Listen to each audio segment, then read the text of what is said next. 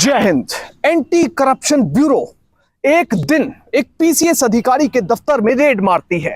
Red के दौरान दो व्यक्तियों को गिरफ्तार कर लिया जाता है और इसके बाद जैसे ही पीसीएस अधिकारी के पास एसीबी पहुंचने वाली थी, तभी इस अधिकारी को कुछ खबर मिल जाती है, कुछ इनपुट मिल जाता है और शक हो जाता है, जिसके बाद यह पीसीएस अधिकारी अपने दफ्तर से भाग खड़ा हुआ और इसे गिरफ्तार नहीं किया जा सका।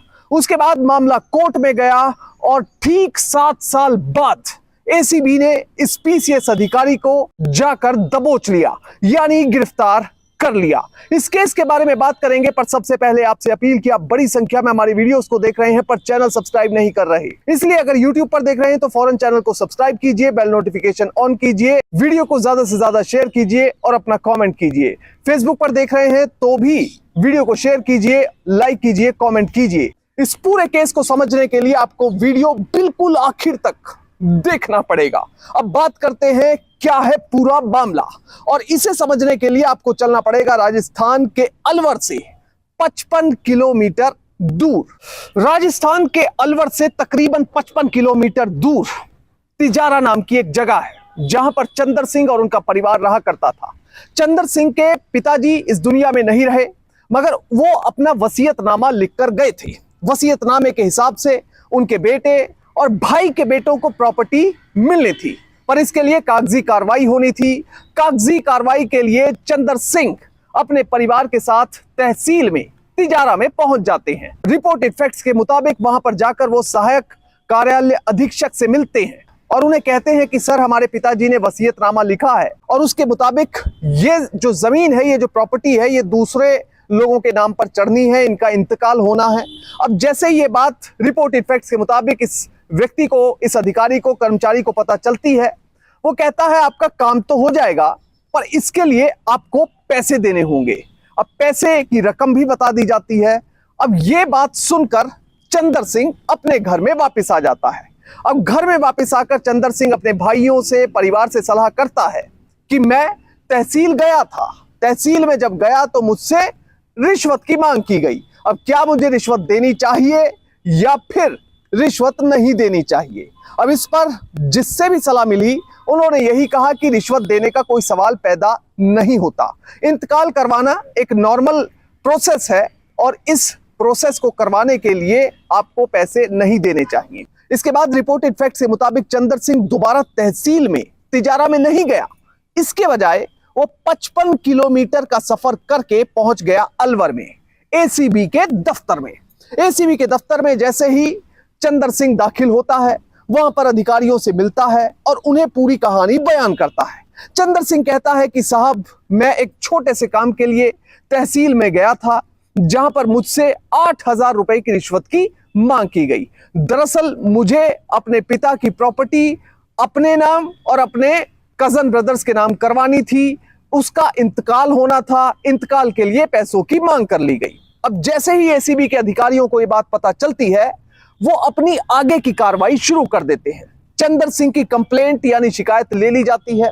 इसके बाद जैसे कोई भी इन्वेस्टिगेटिव एजेंसी काम करती है, उसी तरह से एंटी करप्शन ब्यूरो ने अपनी प्रिलिमिनरी इंक्वायरी की कार्रवाई शुरू कर दी। इसके बाद एंटी करप्शन ब्यूरो के अधिकारी पहुंच गए इस पीसीएस अधिकारी के दफ्तर में, यानी कि तहसील में। तहसील में जाकर उन्होंने अपनी तरह से इस मामले की इंक्वायरी की और इंक्वायरी में यह बात पता चली कि पैसे तो मांगे गए हैं, रिश्वत मांगी गई है। अब जब यह बात पूरी तरह से एसीबी के सामने कथित तौर पर रिपोर्टेड फैक्ट्स के मुताबिक क्लियर हो गई, उसके बाद एसीबी ने ट्रैप करने का प्लान बनाया, यानी आरोपी अधिकारियों को गिरफ्तार करने का प्लान बनाया।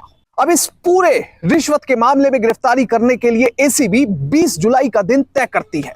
चंदर सिंह को बताया जाता है कि तुमने कुछ रिकॉर्डर अपने साथ लेकर जाने हैं और उसमें आवाज रिकॉर्ड हो जाएगी। इसके आधार पर हम कोर्ट में सबूत रख पाएंगे और जो मुजरिम है वो भी गिरफ्तार हो जाएगा। अब 20 जुलाई 2017 के दिन चंदर सिंह पहुंच जाता है तहसील में। तहसीलदार के ऑफिस में पहुंचने के बाद वो सीधा सहायक कार्यालय अधीक्षक से मिलता है। इसके साथ ही एक दलाल जिसके जरिए उसकी बात हो रही थी, मान सिंह, उससे भी मुलाकात होती है। वो सीधा जाकर उसे कथित तौर पर पैसे दे देता है। अब इस बीच एसीबी के अधिकारी तहसील में सिविल वर्दी में खड़े हुए हैं। वो सिर्फ इंतजार कर रहे हैं कि जैसे ही पैसे दिए जाएं, उसके बाद अपनी गिरफ्तारी की प्रक्रिया को आगे बढ़ाया जाए। अब मान सिंह नाम के दलाल को रिपोर्टेड फैक्ट्स के मुताबिक जैसे ही पैसे दिए जाते हैं, उसके बाद एसीबी फौरन एक्शन में आ जाती है। एसीबी एक्शन में आने के बाद मान सिंह को रिश्वत लेते हुए रंगे हाथों गिरफ्तार कर लेती है।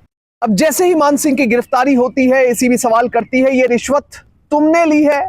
तो मान सिंह कहता है कि ये रिश्वत साहब मैंने अपने लिए नहीं ली, ये रिश्वत तहसीलदार आकाश रंजन को दी जानी थी। अब जैसे ही ये बात मान सिंह करता है, एसीबी के अधिकारियों के कान खड़े हो जाते हैं। वहीं दूसरी तरफ एसीबी ने सहायक कार्यालय अधीक्षक राधेश्याम मौर्य को भी गिरफ्तार कर लिया, क्योंकि चंद्र सिंह के मुताबिक वो सबसे पहले इन्हीं से जाकर मिले थे और जो रिश्वत की मांग की गई थी वो भी इनके द्वारा ही की गई थी। अब 2 गिरफ्तारियां हो चुकी थी और इसके बाद राधेश्याम के फोन को लिया जाता है। राधेश्याम के फोन से रिपोर्टेड फैक्ट्स के मुताबिक फोन किया जाता है तहसीलदार के फोन पर, यानी इस पीसीएस अधिकारी के फोन पर।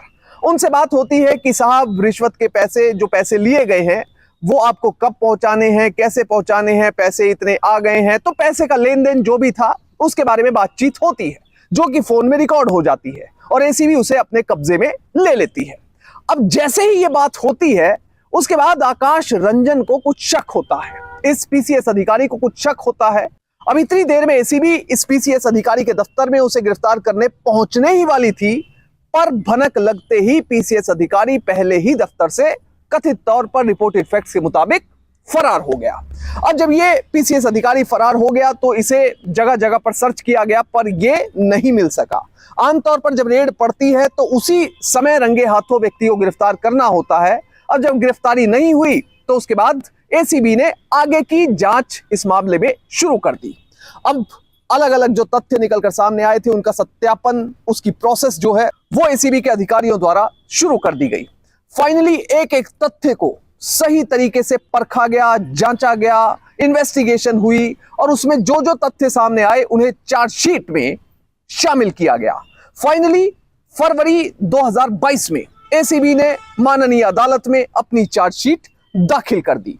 वहीं दूसरी तरफ जो पीसीएस अधिकारी एसीबी की रेड के दौरान भागा था, वो प्रमोशन पाकर अब एडिशनल कमिश्नर बन चुका था और देवस्थान विभाग में जयपुर में तैनात हो चुका था।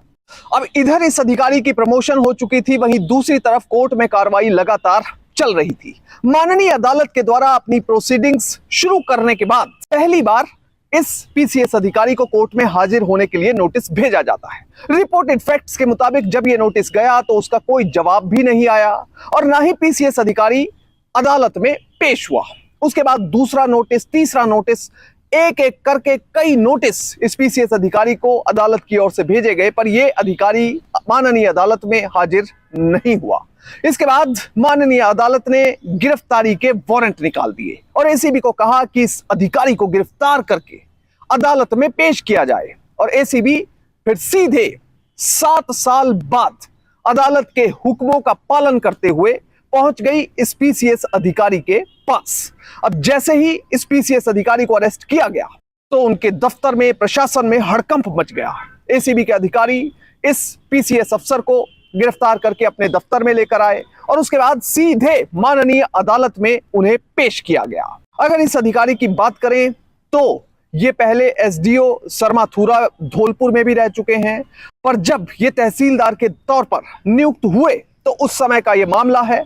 अब एसीबी ने रंगे हाथों तो इस अधिकारी को नहीं गिरफ्तार किया, पर अक्सर ऐसा होता है कि इन्वेस्टिगेटिंग एजेंसी जो मेन एक्यूज्ड होता है उसको गिरफ्तार करती है सर्कमस्टांशियल एविडेंस के बिना पर। अब जैसे इस मामले का अगर उदाहरण ले लें तो एक व्यक्ति को गिरफ्तार किया गया, उस व्यक्ति से जब पूछताछ हुई तो उसने नाम लिया कि ये पैसे तो इस पीसीएस अधिकारी को दिए जाने थे, तो इसलिए सर्कमस्टांशियल एविडेंस हो गया, विटनेस हो गया, उसके बाद गिरफ्तारी भी की जाती है, मामला भी चलाया जाता है। ऐसा ही कुछ इस मामले में भी हुआ है।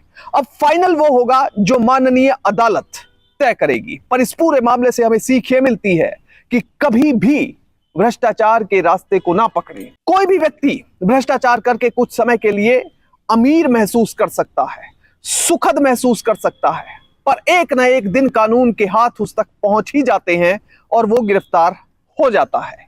ऐसे में हमेशा नैतिकता और ईमानदारी का साथ दें और देश के विकास में अपना योगदान दें। जय हिंद।